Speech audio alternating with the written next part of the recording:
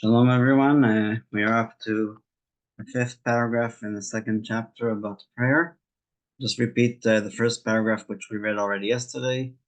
A person who finds it difficult to have kavanah, which means intention, when praying in the congregation, but succeeds in retaining the basic kavanah with which they fulfill their obligation, must pray in a minyan, even if he concentrates better while praying individually.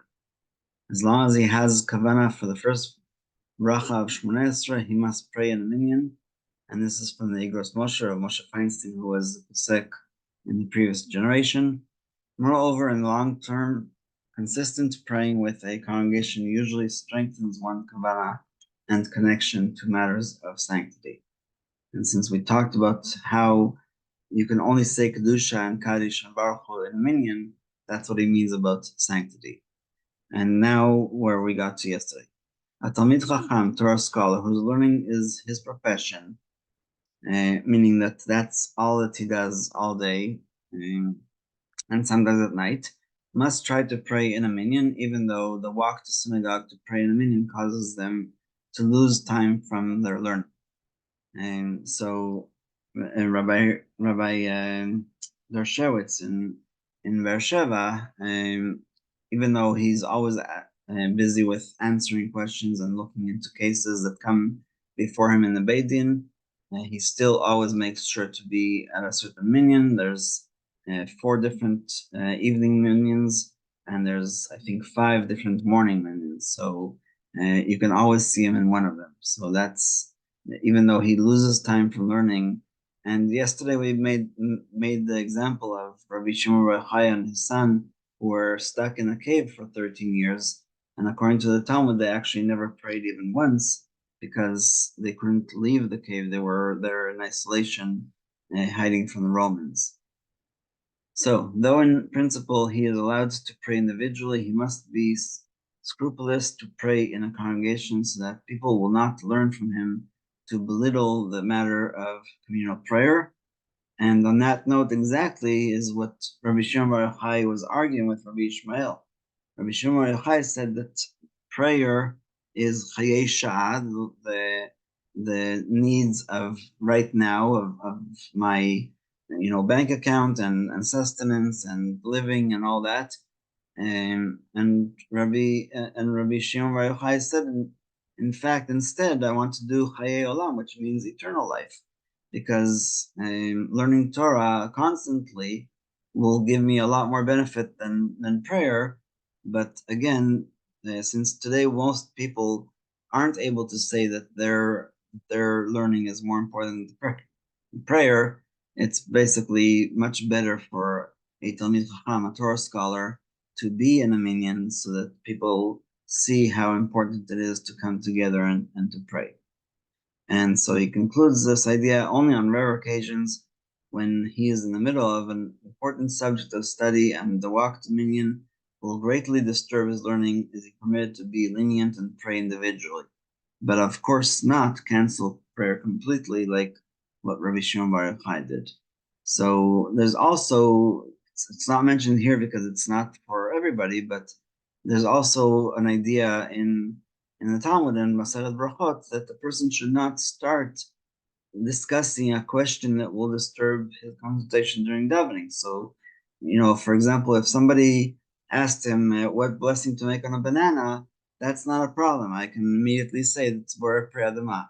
But if somebody asks, what are the laws of putting something in a preheated oven on Friday night, he has to look at all the different opinions and all the different mentions of such a thing, and so it is greatly suggested not to start delving into such a question before davening, because it will completely destroy your concentration during davening.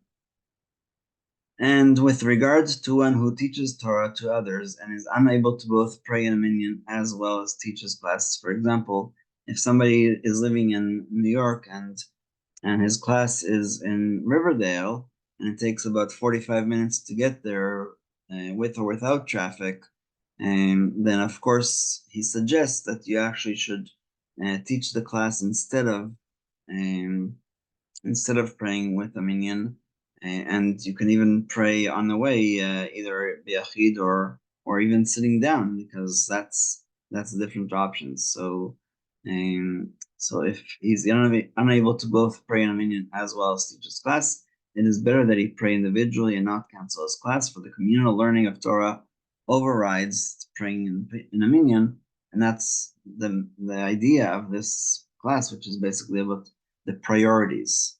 We talked yesterday about distances, but this is in practical. Should you or shouldn't you cancel something else? In most weddings today, at least in Israel, there's always they always organize a minyan. And if it's for mincha, it would be before sunset. If it's marv, then really they can daven anytime during the wedding. But there's always going to be people who have not yet prayed, and so there's laws about that as well. It is preferable to pray with the congregation rather than take part in the meal of a Brit Milah, and a Brit Milah anyway should not be set so late in the day because we might miss it. There might be delays. However, in a case in which the host of the Seudah of the meal is likely to be insulted if a particular person does not attend, it is better that he pray individually and participate in the Seudah mitzvah in order to prevent a rift. Again, priorities. When a person has two options to pray individually batikin at sunrise, which is netz, which Rabbi Hertzfeld always encourages, and Thursday, Bezrat Hashem is going to be praying netz in Yerushalayim, or to pray in a minyan later, most poskim maintain that it is preferable to pray in a minyan, even if that's something that you do every day. So a lot of times, people who actually commit to be in this minyan don't wake up in time, especially in the summer when it's sometimes at 4 o'clock in the morning, 4:30 in the morning. And so he recommends to actually, according to the Mishnah Berurah and others, to actually wait for a proper minyan instead of praying v'tikin. And this was not supposed to happen.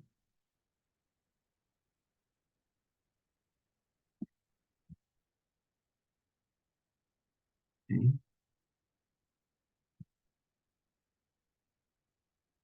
I'm going to try to share the screen from a different website. I mean, the same website, just different surfer.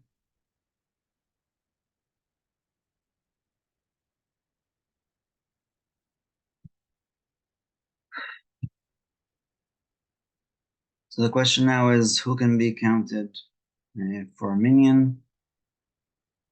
So we are in chapter 2 of prayer, in paragraph 6. Let me share the screen.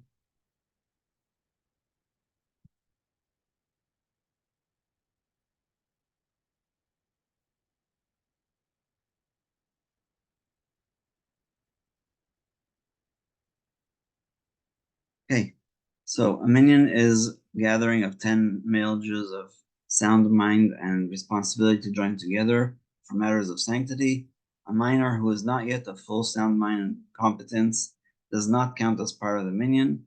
When he reaches the age at which he is obligated to fulfill the mitzvot, bar mitzvah, he is counted as part of the minyan. I think that is pretty clear. That's been our custom for hundreds of years.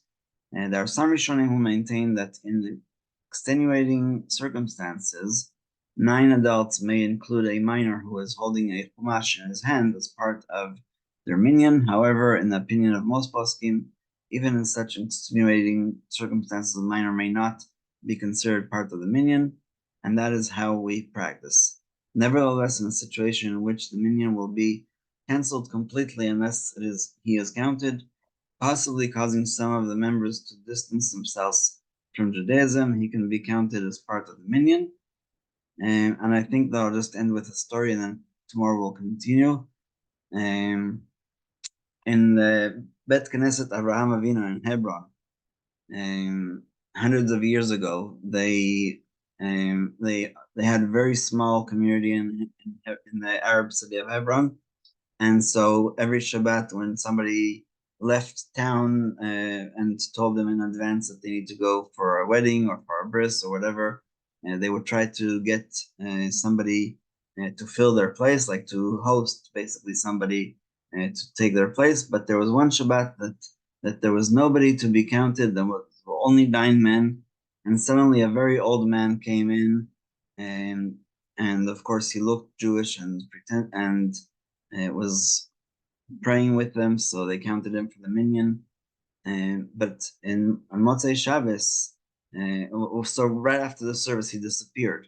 On Motzei Shabbos, Rav Chizkiah Medini, who was the chief rabbi of Hebron at that time, prayed to Hashem to tell him who this man was, and he found out that it was actually our forefather Abraham, who came out of his grave to be counted as part of the minyan. So I don't deal with such holy stuff and it's mysticism and whatever, but we really never know. And so if we see a person, we don't have to start wondering if they're an angel or a ghost or anything like that. And it's also part of our inclusiveness. We really try to be better with everybody. And just one practical law that comes out of it that I don't think Rabbi Lyman mentions is that if there's one person who fell asleep during the sermon or during Torah reading or whatever, you're allowed to count them.